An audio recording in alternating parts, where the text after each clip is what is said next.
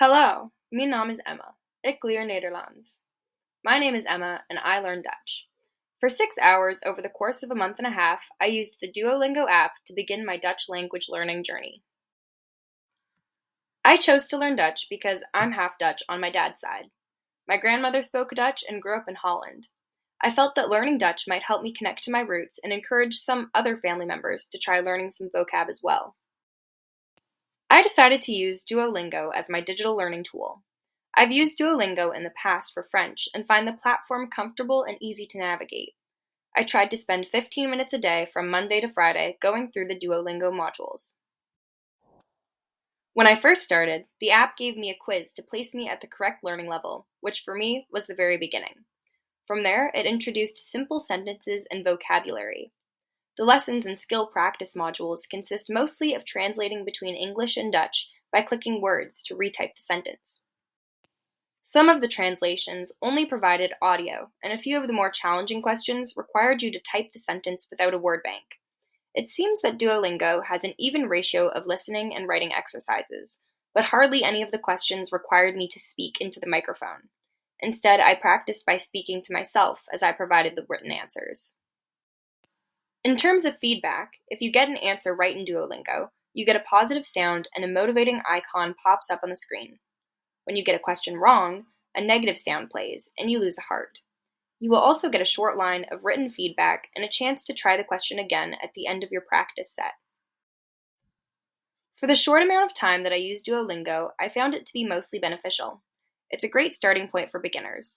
It provides foundational skills, simple sentences and vocabulary, and has gamified aspects that make learning fun.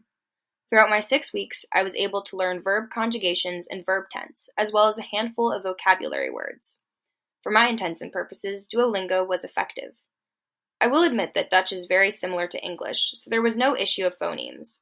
I was able to copy all of the sounds provided by the audio without any need for videos or diagrams of mouth placement. There was no opportunity to check my pronunciation, but for the purpose of learning a few new vocabulary words, this was fine. In the future, if I were to learn Dutch conversationally, I would not solely rely on Duolingo. Despite it being a good program for beginners, Duolingo would not provide fluency based on the observations I've made the past few weeks. I was learning new vocabulary words, but none of them could be used in everyday conversation. I have the words for apple, sandwich, milk, and juice ingrained in my brain, but I would not know how to ask someone how they are, or ask where I could find the nearest coffee shop. I also found Duolingo's feedback to be lacking. I know that de and het both mean the, but Duolingo never told me why we use het for het meisje and de for de vrouwen.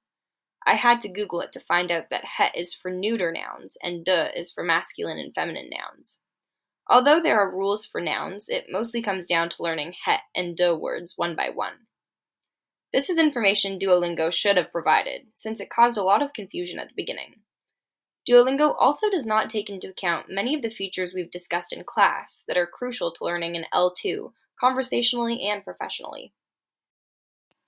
Although Duolingo does provide linguistic competence in the form of phonology, syntax, and grammar, it does little for socio-cultural competence. There's no information on the culture, behavior patterns, and customs used by native Dutch speakers. From Duolingo, you would not know how to properly greet or introduce someone in various contexts. There is also no distinguishing between casual and formal. There's also no discussion on the cultural behaviors seen in the Netherlands. I would not know if it is more appropriate to speak directly or talk in circles when it comes to expressing discomfort or accepting a compliment. Sociocultural competency is key to becoming a fluent speaker. Without it, you would look and sound out of place, unable to accurately communicate your thoughts due to unintentional behavioral quirks. Duolingo also does not provide much information on intonation and syllable stress. The voices used in the Duolingo audios are robotic and simple. When learning Dutch, I could pronounce the various words, but I would be lost if I had to string them together in a sentence. It would sound monotone and might confuse native speakers. Another important aspect of language learning is understanding cultural slang, idioms, and phrases. Duolingo only provides basic sentences and simple vocabulary, but the successful learning of an L2 requires knowledge of common phrases. This goes along with learning the difference between language in casual and formal settings.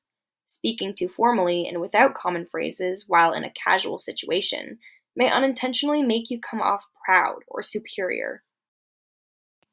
In general, I would not rely too heavily on Duolingo. It acts as a great source of foundational knowledge and is good at keeping me motivated, but it would not support me fully to become a Dutch speaker in the Netherlands. When I was learning my L1, I learned the language orally. I had access to native speakers every time I needed to communicate, and was fully immersed in the culture. I was also able to pick up on behavioral patterns and common phrases without direct instruction. Learning an L2 does not have to follow the same steps that you used to learn your L1, but I know I would benefit from more oral practice than what Duolingo provides. In terms of my L1, it is an advantage to have English as a precursor to Dutch. These languages share similar phonemes, and there are a variety of English loanwords in Dutch. Learning English has provided me with great transferable skills for my potential L2.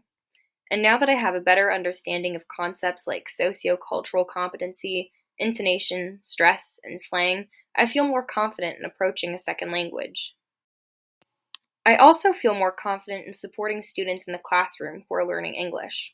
I now know learning a language goes further than vocab, words, and grammar. There's a slew of hidden undertones and social assumptions within language that you have to be explicit about when supporting an English learner. Attempting to learn a language myself has shown me just how difficult the linguistic competency component is. Adding social understandings on top of that seems near impossible. From both this assignment and this course, I have a greater appreciation for English language learners.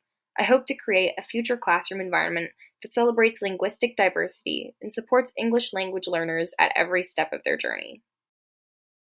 Thank you for watching my journey.